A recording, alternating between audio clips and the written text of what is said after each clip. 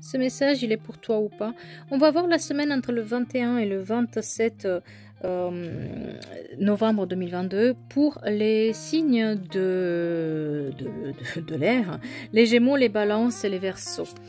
On va commencer par les Gémeaux, bien sûr. Après, ce sera les Balances et les Verseaux. N'hésitez pas d'avancer jusqu'à votre signe, s'il vous plaît. Alors, 29, la racine. Déjà, le numéro 29 est un symbole de tension émotionnelle et de rejet. Quels sont les obstacles pour vous? Est-ce que vous êtes rancunier, vindicatif, quelque chose vous laisse le goût amer, vous êtes haineux? La meilleure réponse face à la méchanceté, c'est une leçon de bonté et de clémence. Quoi qu'on vous a fait refuser, vous, de vous engager et soyez un tout petit peu à l'écoute de ce que les autres aussi ils ont à vous dire. Laissez la vie se charger de vos ennemis, entre guillemets. En pensant par la bonté, vous pouvez répondre à la méchanceté. Oui, on ne se libère pas du mal qu'on nous a fait, mais on se libère nous-mêmes de nos émotions négatives. Une réponse à la hauteur d'une mauvaise action n'y change rien et ne fait pas disparaître notre souffrance. Au mieux, elle soulage momentanément.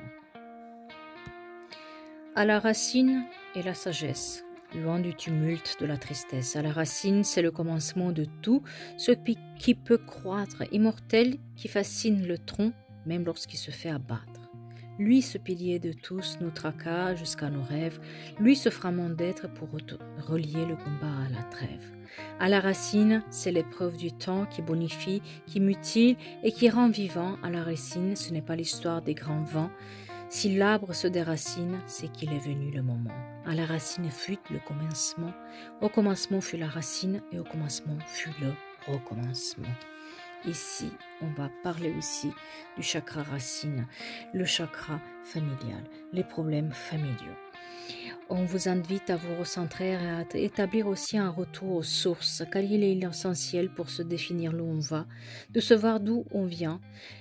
L'enseignement vous demande de l'équilibre dans votre tracas, le combat de vos rêves, la trêve pour celle-là, il vous demande de l'enraciner, de l'ancrer. Les notions d'être ancré dans vos valeurs, votre famille, votre travail, à qui vous êtes vraiment. Peut-être que vous manquez aussi d'enracinement et d'alignement. Peut-être que vous êtes un tout petit peu à côté de vos bottes parce que vous tenez une colère en vous. Il est peut-être temps de la laisser partir. En tout cas, il est évident que le temps est venu pour commencer quelque chose ou recommencer. Ne pas passer à côté de cette période fertile aussi pour votre évolution. Et il faut travailler sur vous correctement cette fois. Pas dans la colère, pas dans la rancune, pas dans le refoulement des émotions. Mais en mettant les choses à plat, revenant à la source, à la racine, pour que ça aille mieux pour vous. Et on va voir maintenant pour les balances. Quelle est l'énergie, sur quoi ils doivent travailler, comment il faut voir cette semaine, etc. 15, mea culpa. 15 est symbole de magnétisme, de tentation. Êtes-vous dans l'illusion? Avez-vous du mal à voir la vérité en face? Quelqu'un essaie de vous manipuler, de vous berner? S'aimer et s'estimer, c'est la confiance, croire en soi, respecter ses valeurs et son instinct. Écoutez vos ressentis, les messages de votre corps et votre intuition. Tous sont des excellents alliés. Si vous sentez que quelque chose ne va pas, c'est tout simplement que c'est peut-être le cas.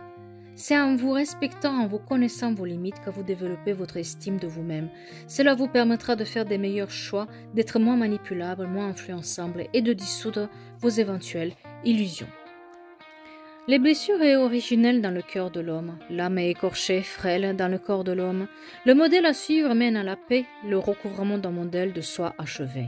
Mais le chemin et la douleur, plein d'embouchures parsemées, afin de parvenir à l'état semblable à l'extase de l'âme au sommet. Et le chemin est long, le cépage y est si acide, à qui boit de raison et marche le pas avide. Acceptez la douleur du passé et la transformer pour pouvoir guider les autres aussi. L'enseignement vous indique que ce qui est jusque-là arrivé ne vous a pas été apporté par plaisir, mais pour devenir plus sage. Une conscience accrue, un homme ou une femme comme guide à suivre vers l'ultime, vers la connaissance de soi. Il se peut quelqu'un aussi qu'on vous demande d'oublier certaines choses et mettre de la sagesse dans vos actions cette semaine. Peut-être vous avez tendance à vous considérer comme un martyr du destin. Vous ne trouvez pas le sens de vos épreuves qui semblent s'accumuler. Donnez-leur un sens. Regardez de plus près tout ce qui vous est arrivé, tout ce sur quoi vous vous sentez coupable. Il y a peut-être une raison. Est-ce que c'est vous? Est-ce que c'est l'autre? Regardez de plus près et surtout ne faites pas le martyr. Ne vous pensez pas comme si vous étiez cette somme de mal qu'on vous a fait. Vous pouvez vous défaire de tout ça cette semaine, mais il est temps de prendre le temps pour s'écouter. Et on va voir pour les Verseaux, qu'est-ce qu'ils doivent savoir, quelle est l'énergie, etc. Pour les Verseaux, le numéro 2, le désir. Le 2 est un symbole de féminité, de sensibilité et de délicatesse. Quelle est votre vision de la féminité? Acceptez-vous votre part féminine, votre côté yin? Êtes-vous en paix avec le féminin en général, avec ses attributs, émotions, sensibilité, réceptivité, créativité? Que vous soyez un homme ou une femme, vos qualités féminines telles que la tendresse, la compassion, la gentillesse, l'attention, la générosité, l'intuition, la sensibilité ou encore l'émotivité sont de véritables dons et des atouts. Acceptez la part féminine qui est en vous, maternez-vous et prenez soin de vous. Soyez une mère pour vous-même en toute bienveillance. Essayez également de développer ces qualités féminines qui sont malheureusement trop souvent assimilées à de la faiblesse. Vous seriez surpris de leur véritable force. Comme une envie de toi avec moi, de toi et moi. Parfois, il y a des moments qui effacent le passé et révèlent la passion. Juste laisser aller leur cadence des frissons, le moment du présent, le regard délivrant, une évidence qui ne fait pas peur, un voyage en profondeur. Pas besoin d'aller bien loin. Découvrir, c'est parfois fuir. Sauf qu'aujourd'hui, je ne veux fuir rien. J'ose juste vivre à en mourir. C'est les conditions de sensualité aussi, au contact, au toucher, également au désir, aux passions, à la racine du couple. Peut-être il faut voir de cette expérience à vivre un cheminement spirituel aussi.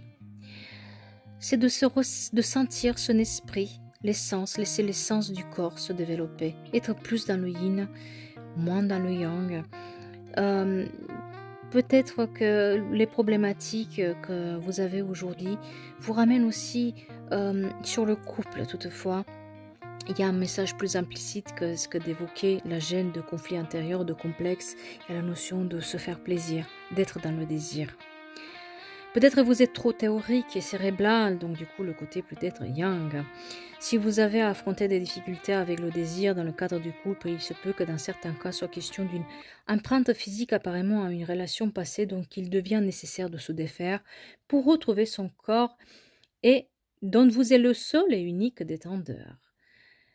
Il est temps de communiquer avec votre énergie féminine, il est temps de se faire plaisir, il est temps de laisser le désir vous guider un tout petit peu.